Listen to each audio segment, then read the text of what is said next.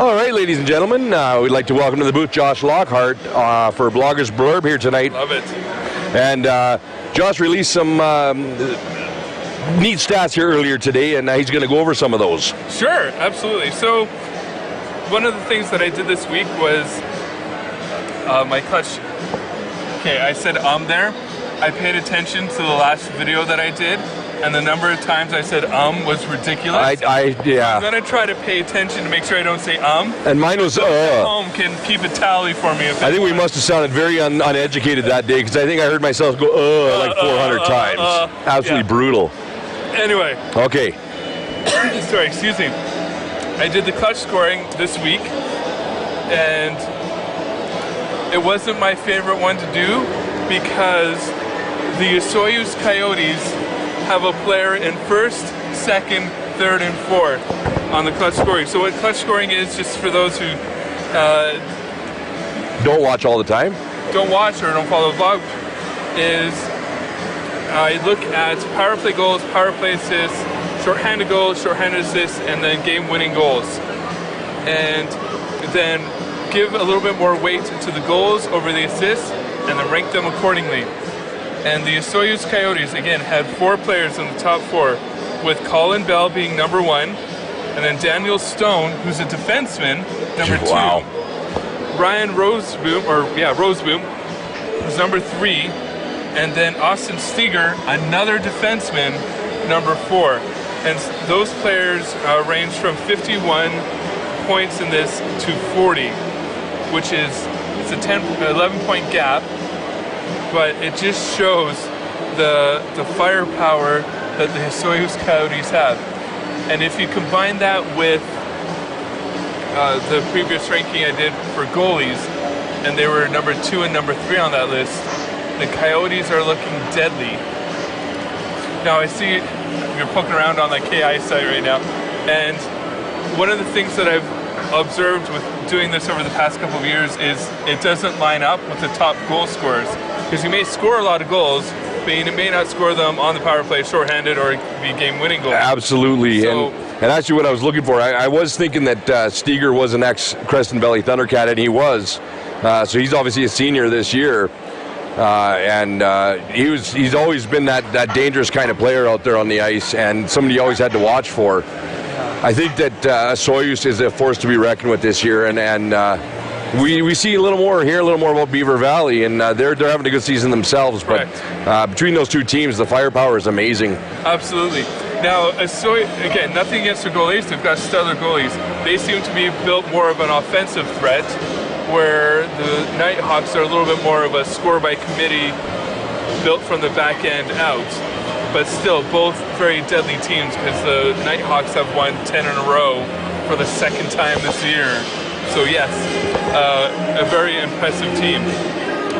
Now, there are no Kimberley Dynamiters on this list. As for Fernie Ghostriders, there is just one player on this list who made the top 25 in terms of clutch scoring, and that is Alex Jeveldave, who is public enemy number 1 for a lot of next. Oh yes, absolutely. But he's tied for 24th on the list. Now Mitch Titus used to be on this list, but he didn't. He got overtaken, so it's just Alex Jeveldave, and his bulk of where he gets most of his points is helpers on the power play. He's got 13 power play assists, and mind you, also 6 power play goals, but that counts then for 12 points. So he's impressive from that end. So that is the clutch scoring for what we're seeing tonight.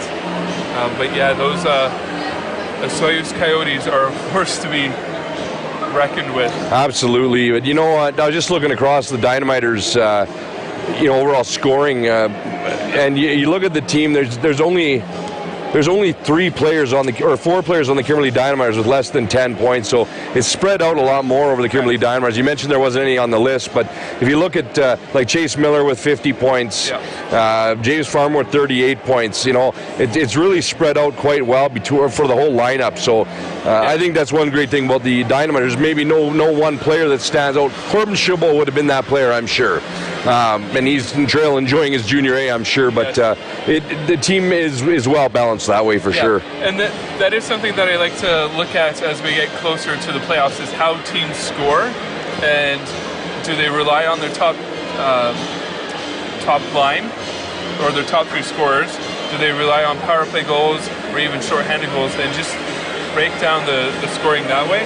So that is something that I will be doing, because that is always an interest to me when we start seeing the playoffs, is what teams are going to be able to take advantage of their strength during the regular season and the playoffs. And speaking of the playoffs, I mean, they're just around the corner, and Kimberley Dynamiters, Kimberley Dynamiters, not mathematically eliminated from finishing first, but I think they're more worried about getting home ice if they do finish second over these Fernie Ghostriders. And mathematically, I don't know if the Columbia Valley Rockies are out of contention for third place. I know that they're winning. Yeah, they are? Oh, I think so. Yeah, I'm not sure. I can't remember, but I know that both these two teams have a lot on the line for tonight's game. Right. And I think that's one thing that these fans really expected tonight was a good game, and so far we've been treated to that for sure. Yes. I think this is a preview for the first round for us. Definitely. At the rate all the other teams in the division are going. Now, the other thing that the league came out with, which was mentioned when Carrillo was named Player of the Month for the Dynamiters, was he was also named Player of the Month for the Kootenay Conference by the league. And then over in the Okanagan Shoe Shop Conference was Riley Petit, maybe? I probably just butchered his name, and I'm sorry. How'd you say it? Riley Petit? I don't know. Yeah. If you go to the... Maybe Pettit? Pettit? Yeah. Yeah. I don't know. So I'm totally butchering it, and the more I say it, probably the more I'm getting it wrong.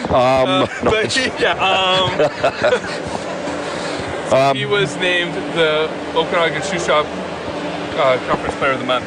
So both, when you look at the month that we just had, it was an offensive month in the sense that there were 2 goalies in the league that were undefeated, one from Beaver Valley, the other one from Osoyoos.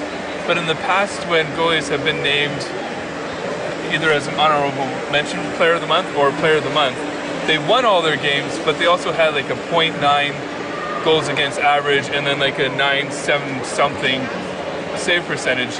Whereas, yes, these goalies won all their games, but they had an above 2.0 goals against average and just barely a 9.0 or 9.1 save percentage. So, or not 9.1, 0.91 and 0.90, sorry, save percentage. So those goalies, yes, were outstanding, but it was definitely an offensive player month. Absolutely, and I think that's one thing. A lot of these teams have a shooting gallery quite often in the regular season. Come playoffs, it's a much different game, and Columbia Valley Rockies. I hadn't looked at the stats obviously for quite some time because they're way out of contention for third place. Fernie's got that wrapped up, and like you said, chasing Kimberley for second isn't out of their reach. But you look at the teams, the 3 teams in our division that are in first, second, and third place, and each has a plus 90, a plus 56, and a plus 28 goals against, or goals difference for and against, and then the fourth place Rockies are a minus 78. So you look at the Rockets at a minus 108, and each of these 3 top teams have played the Rockets up to 8 times already this season, right. and so the same thing happens over in the other divisions, and those account for a lot of the 8-0 games, 9-2, whatever. But I think that as the playoffs approach, those numbers become a lot less dramatic, and I think we should see a real good playoffs all the way around this Absolutely. year. Now, just one other thing that I'd like to point out that came out of the Player of the Month was Chase Miller was an honorable mention, getting 8 goals and 8 assists in 8 games, so 2 points a game average there. And despite the Dynamiters having a losing record in January, they have 2 players named, one Player of the Month and one an honorable mention. The other spots in those honorable mentions, one goes to Trey Mason for the Grand Forks Border Bruins, and then Tyler Hartman and McCoy Hawk, who's a defenseman, scored 6 goals and 6 assists in 8 games. Yes, 8 games.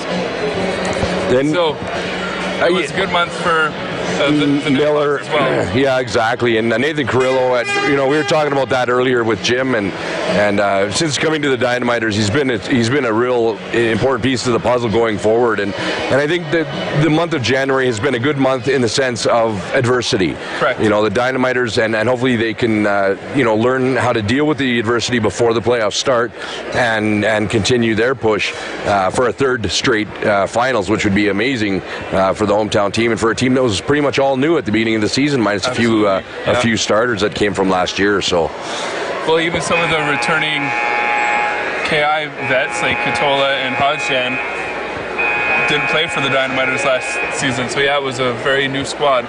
It was, and I mean, we didn't get a couple of the other pieces like George Bertoya, until later on, and when he was cut from Junior A. But we did lose a player to the Junior A, and that was Corbin Chabot, who was really, lighting it up there quite a bit, and a great player. So Chase Miller, Farmer, like you said, these guys have picked up the pace, and really, like I said, the team is still very offensive, with 185 goals for so far this season.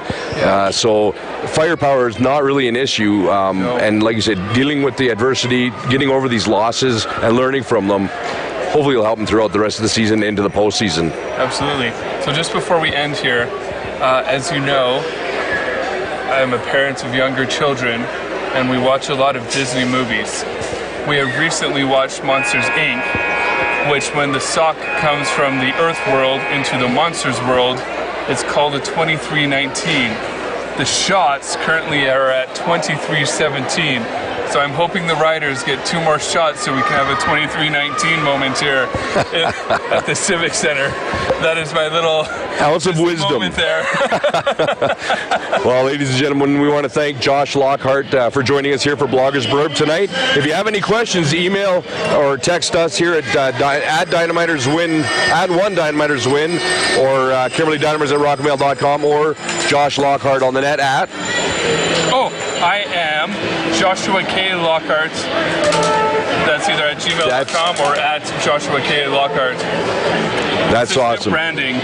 Right on, yeah. If you have any questions for Josh for next week, let us know. Thanks a lot, Josh. Thank you. All right, good night.